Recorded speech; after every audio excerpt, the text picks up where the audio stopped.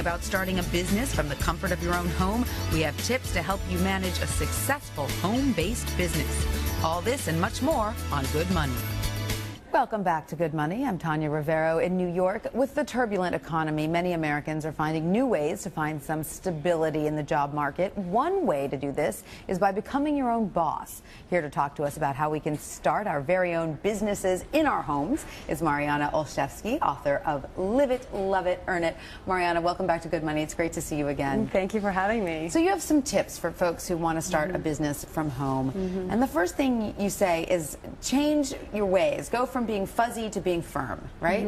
Yeah, and basically the first step if you do want to create your own business is to take your ideas out of your head and put them down on paper in black and white so you can see them, so they're clear and they're real. Right. Once they're real and they're down on paper, you can then tweak them and change them and take action. Right. You really have to clarify what your goal is here, right? Exactly. You have to get the ideas out of your head because so many women I meet say, oh, I'm going to start my own business, and then a year later I say, how's the business going? And they say, I've never started it. I don't know how to start. So we need to take the fuzzy ideas out of our head and make them real by putting them down on paper. And another thing that you need to do, or you need to sort of spruce up, is your resume, right? You need to really think about that. You need to think about your resume, but also I say think outside your resume, think outside the box. There's so many things that you can do if you're in a corporate America job that you might be able to do from your home that are totally different. Follow your passion. What is it that you really want to do? Do you want to start a jewelry business? Do you want to be a web designer? Do you want to do PR and marketing from your home? You can take all these different things and do them. And for instance, Martha Stewart created her incredible business from her kitchen table, and you can do that too. But do you need to have a knowledge of how a business is run? I mean, it's one thing to have a great idea, a great passion, but do you need to have some kind of understanding?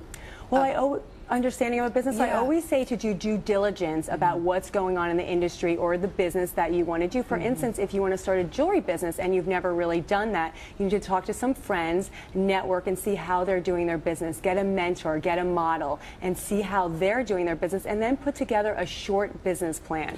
And when I say short, I mean 5 or 6 pages, not as thick as a phone book.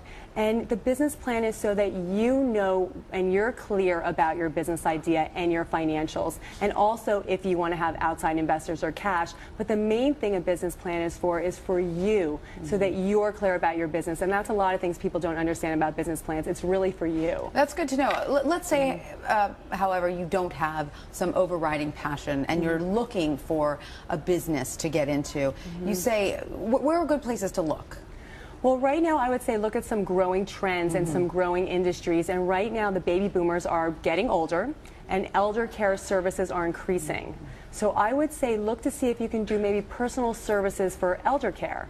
For instance, maybe grocery shopping or physical therapy for them, or maybe a help service for placement for elder care help, or maybe even doing retirement plans or estate planning if you're an accountant, a lawyer, a life insurance specialist. All these things can be done from your own home. Right, and it's important, I guess, to keep in mind that you do need to network when you're starting a business. And one thing that a lot of people may overlook is that you can do a lot of networking electronically, correct? Oh, there's so much networking electronically, and it's right now when you're starting your business from home, the most important thing is that the startup costs are very low. And if you want to get the word out, you can do it on Facebook, you can do it on Twitter, you can do it on LinkedIn. You can also go to some sites for women organizations that do a lot of networking, like socialdiva.com is an exceptional one, or Step Up Women's Network. And you can do a lot of networking through women's services and also online networking that can help you with your business. Now, let's say you're a little intimidated to go it alone. Maybe this is your first time doing this, trying this. Do you advise going into business with a partner, or can that be too difficult? Well, I think you can go into business with a partner. A lot of partnerships remain for 10 or 15 years, but a lot of partnerships, like marriages, also go into divorce, and 50% of them will probably collapse.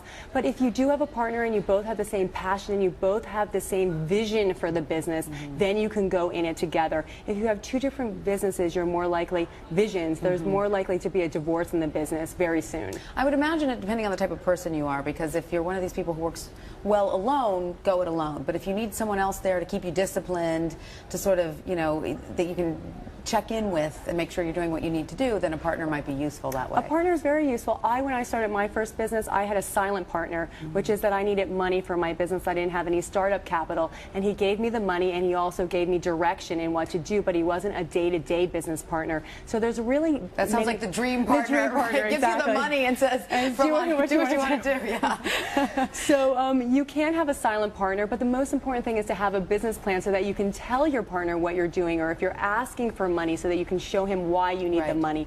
And the most intimidating thing I find for women who I talk to about businesses is to start their financial plan, like to put it down on paper. How much expenses do you have? How much is your income coming in? And to really put that down for 3 or 4 years, so that you know and you can show it to your partner or your business investor.